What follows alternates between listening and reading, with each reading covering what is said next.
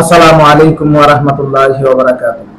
সম্মানিত আমার রুগী ভাই ও বোনেরা, আপনারা যারা দেশ এবং প্রবাস থেকে আমার ভিডিও দেখেন, আপনাদের প্রতি রইল আমার পক্ষ থেকে আন্তরিক অভিনন্দন ও ভালোবাসা।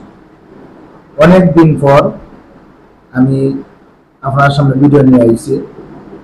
কাজের খুব বেশি ব্যস্ততা থাকার কারণে ভিডিও করার মতো বা ভিডিও বানাইবার মতো টাইম টেবিল বা মন মানুষের কিছু না থাকার কারণে অনেক দিন ভিডিওগুলো আমরা দিতাম পারছি না। আর অনলাইনেও ভিডিও দেওয়ার তেমন ইচ্ছাও নাই। তার উপরে দেওয়া লাগে আমার কিছু রোগীর স্বার্থে বা কিছু মানুষের স্বার্থে। যেমন ধরলে আমার বর্তমানে একটা প্রবলেম ওর আমার রোগীদের মাঝে, তারা তাবিজ কবজের নিয়মগুলা মানা দিয়ে উল্টা পাল্টা করে অনেক ধরনের সমস্যার সম্মুখীন হয়।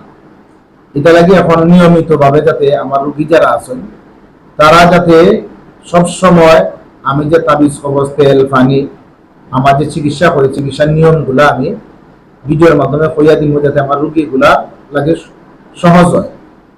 এখন আমি বর্তমানে যে একটা তাবিজের নিয়ে আলোচনা করবো, আমি প্রায় রোগী যারা আছে জিন এবং জাদুগ্রস্ত যারা, তারা আমি একটা বা দুইটা বা তিনটা তাবিজ দিয়ে থাকি শরীর মুছা জ্বালাইবার লাগে। অনেক মানুষ মুসার মাঝে যে ব্যবসা করিলে হইলে একসঙ্গে রিঅ্যাকশন হয়ে যায়।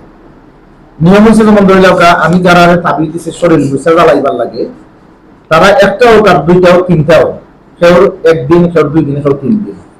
এই তাবিজটা জ্বালাইবার নিয়ম হচ্ছে আপনার ও যেমন খোলা তাবিজ, ও তাবিজটা মাথার মাঝে লইয়া অন্য একজন মানুষে, নিজে নাই যে রুগী সে না, অন্য একজন মানুষে এই তাবিজটা জ্বালাইবার তাবিজটা মাথার মাঝে লইয়া খোলা এইভাবে খুলতে হইব। আমি বললে দিই কিন্তু খুলতে হইব। খোলার পরে মাথার মাঝে লইয়া ডাইনে দিন মুছছে একেবারে পার বুড়ি আঙ্গুল পর্যন্ত, আবার মাথা লইয়া বামে দিন মুছছা পার বুড়ি আঙ্গুল পর্যন্ত, আবার মাথা লইয়া সামনে দিন মুছছা নাভি পর্যন্ত। এটা অন্য একজনে নিজে তার এইভাবে মুছতে পারত না।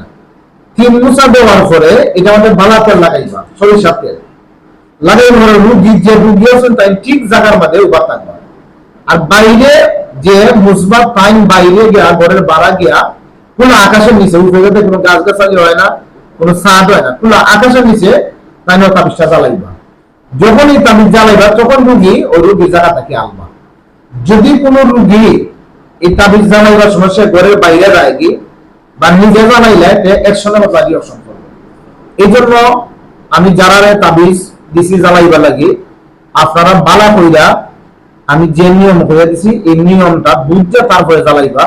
কেন আমরা তাবিজগুলা যেভাবে আল্লাহ পাক রব্বুল আলামিন তাবিজের মধ্যে শিফা দিছেন, এভাবে দেখা যায় নিয়মের বাইরে গেলে উল্টা পাল্টা করলে আবার রিঅ্যাকশন হয়ে যায়। এটা খুব সতর্কমূলক, আপনারা এই তাবিজগুলা জ্বালাইবেন।